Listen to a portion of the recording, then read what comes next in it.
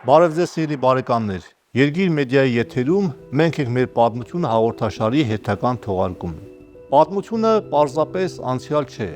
դա մեր ինքնության խորհրդ արմատը չէ, այլ մեր մտածողության, մեր քայլերի, մեր որոշումների հիմքը։ Մեր հաղորդաշարի ընթացքում ձեզ ենք ներկայացնում մեր ժողովրդի անցյալի կարևոր դրվագները, ոչ միայն հիշելու, այլև հասկանալու, ոչ միայն վերհիշելու, այլև վերլուծելու, ոչ միայն հպարտանալու կամ ափսոսալու, այլև սովորելու։ Որովհետև այս պատմությունները դարերի խորքից լուռ, բայց վճռական մի բան են ասում. դասեր քաղիր անցյալից, որ չկորցնես ապագադ։ Պատմությունը միայն անցյալ չէ, այն հիշողություն չէ միայն, այն մեր ձայնն է ժամանակի միջով, մեր ուղին գծված արցունքով և արյունով, հույսով և հավատով։ Այսօր, երբ փորձում ենք վերլուծել մեր անցյալի ամեն մի քայլը, փորձում ենք տեսնել ոչ միայն այն, ինչ եղել է, այլև ինչ կարող է լինել, եթե դասեր քաղեինք անցյալից։ Մենք ենք մեր պատմությունը հաղորդաշարն ուզում է հիշեցնել, որ ոչ ոք չի պատմելու մեր պատմությունը մեր փոխարեն։ Ուրեմն եկեք ընկալենք, հասկանանք և ապրենք այն դասերով, որ անցյալը թողել է մեզ որպես հիշեցում, որպես զգուշացում և որպես հույս։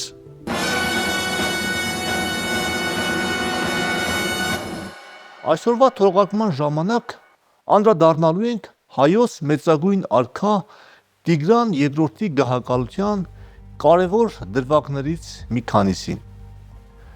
Քրիստոսից առաջ 95 թվականին Տիգրան II ժառանգեց մեծ հայքի գահը։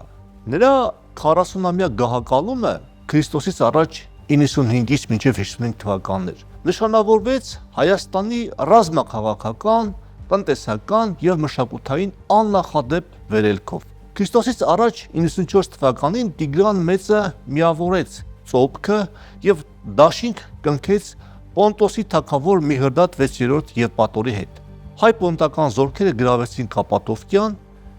իսկ Քրիստոսից առաջ 87-85 թվականներին Տիգրան Մեծը ազատագրեց հայոց Վիճագետքը, Կորդուքը, նվաճեց մի շարք արևելյան երկրներ և պարտադրեց պարթևներին ճանաչել իր գերագահությունը և արքայից արքա տիտղոսը։ Քրիստոսից առաջ 84-83 թվականներին Տիգրանը նվաճեց Կոմագենեն, Կիլիկիան, Ասորիքը, Փյունիկիան, Հրեաստան և Նաբատեան, վերացնելով Սելևկյանների թագավորությունը և գահ բարձրանալով Անտիոքում։ Ստեղծվեց ընդարձակ հայկական կայսրություն։ Տիգրանի տերության մեջ խոսում էին 15-ից ավելի լեզուներով։ Տիգրան Մեծը հիմնեց նոր քաղաքներ, այդ թվում մայրաքաղաք Տիգրանակերտը, զարգացրեց ճանապարհաշինությունն ու առևտուրը, հովանավորեց հելլենիստական մշակույթը և դրամահատությունը։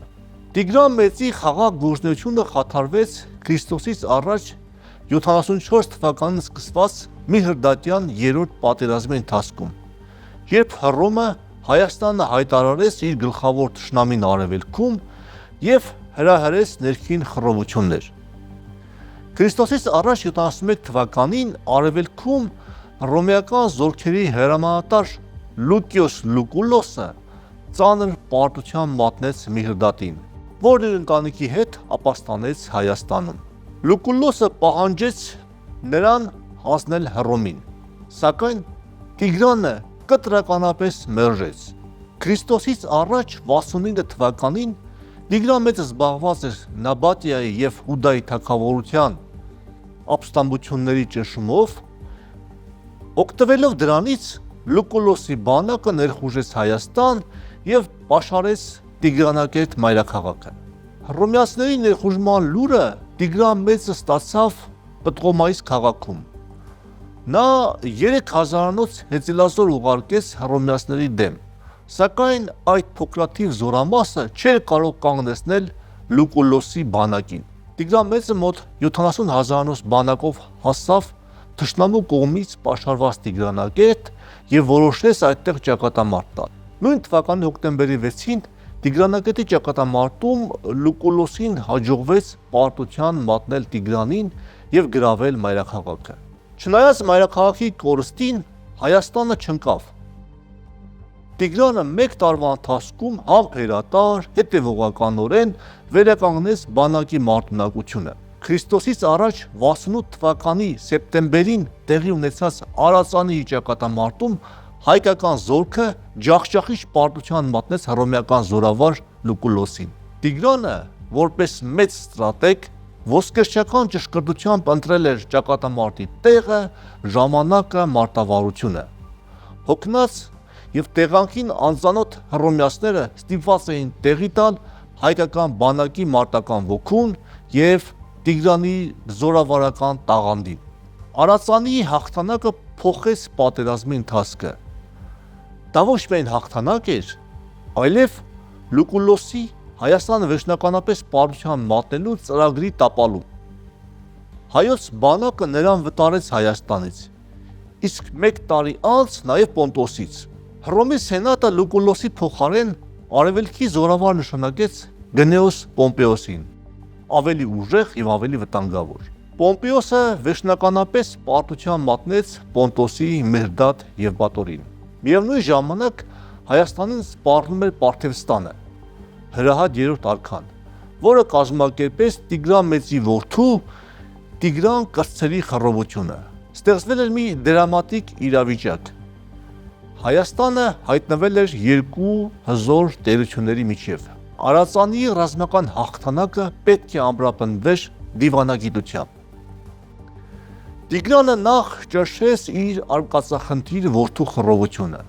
Քրիստոսից առաջ 66 թվականին Տիգրան կրտսերը պարթևական զորքով ներխուժեց Հայաստան, փորձելով գրավել Արտաշատ մայրաքաղաքը եւ հռչակվել հայոց արքա։ Սակայն նա ծանր պարտություն կրեց եւ այս անգամ ապաստանեց Պոմպեոսի մոտ։ Վերջինս նույն 66 թվականին Միրդատ եւ Պատորին ջախջախելուց հետո Տիգրան կրտսերի ուղեկցությամբ ներխուժեց Մեծ Հայք։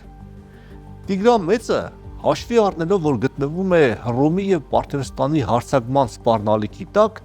որոշեց բանակցել Պոմպեոսի հետ։ Պոմպեոսն էլ որպես հմուտ զորավար եւ դիվանագետ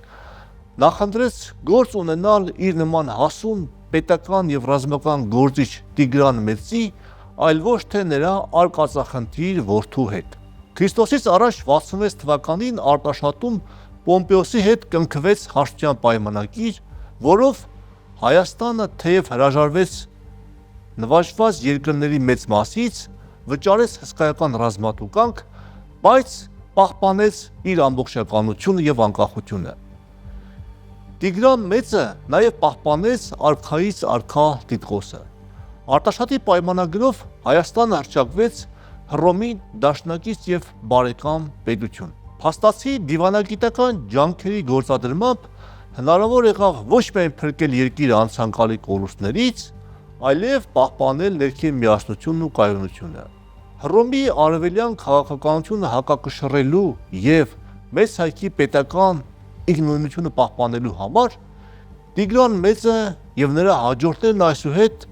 վարում էին դրացի Պարթևստանի հետ մերձեցման եւ ռազմական քաղաքական համագործակցության քաղաքականություն, որի սկիզբը տրվեց Քրիստոսից առաջ 64 թվականին կնքված հայ-պարթևական դաշնագրով։ Եթե փորձենք ամփոփել, ապա պետք է ընդգծել, որ Արածանի հաղթանակը եւ Արտաշատի պայմանագիրը մենք ամբողջական քաղաքականություն էին, ուղղված անկախ եւ միասնական պետականության պահպանմանը։ Որոնք էին մեր այսօրվա ներկայացած պատմության դասերը։ Նախ, Տիգրանը Արածանիում ապացուցեց, որ պետք է կռվել մինչև վերջ, պետք է հավատալ մարտական ոգուն, սեփական ուժերին, անգամ ծանր պարտությունից հետո պետք է պատրաստվել նոր մարտի եւ նոր հաղթանակի։ Արածանիում Տիգրանի ցուցաբերած այս վստահությունը եւ հայրենական տեղանքին ծանոթ լինելու առավելությունը երաշխավորեցին թևային գերակշռություն ունեցող թշնամու դեմ հաղթանակը։ Արածանի ճակատամարտին հաջորդած Արտաշատի պայմանագրով Տիգրանը դիվանագիտական վարպետության անկրկնելի դաս տվեց հաջորդ ծերուններին։ Ժամանակին ընդունված փոխզիջումը կարող է ապահովել երկրի երկարատև գոյությունը։ Պահպանել պետականությունը նույնքան կարևոր է, որքան կռվելը։ Արարածանի արտաշատ ռազմական եւ դիվանագիտական դուետը նաեւ ազգային արժանապատվության վերականգնման եւ պահպանման խնդիր էր, որը փայլուն լուծեց Տիգրան Մեծը, եւ այդ դասը նույնպես պետք է սերտել։ Ի վերջո, մենք ենք մեր պատմությունը։ Նվիրումով ու հավատով ապրած սերունդները չեն մոռանում իրենց ժողովրդի զոհողությունները։ Հետևաբար, նույնիսկ երբ թվում է, թե անհույս է, մենք պետք է հիշենք, հոգու ուժը կարող է հաղթել ցանկացած փորձություն։ Հայոց պատմությունը հարուստ է ոչ միայն հերոսական եւ ողբերգական իրադարձություններով, այլև խոր եւ հավերժ մնացող դասերով։ Մենք ենք մեր պատմությունը հաղորդաշարը նպատակ ունի վերաշարադրել դրվագներ, բայց ոչ միայն պատմելու համար, այլ վերլուծելու, հասկանալու, ինչպես եղավ, ինչ հետևանքներ ունեցավ եւ ամենակարևորը, ինչ կարող ենք քաղել այսօր այդ փորձից։ Քանի որ պատմությունը մեր ուսուցիչն է, պետք է ցանկանանք դասեր քաղել եւ ոչ թե կրկնել նույն սխալները։ Դասը սովորողը հաջողությամբ հաղթահարում է փորձը, իսկ չսովորածը կրկնում է սխալը։ Շնորհակալ եմ, որ մեզ հետ էիք։ Հանդիպում ենք հաջորդ հաղորդմանը նոր պատմության եւ նոր դասի հետ։ Ցտեսություն։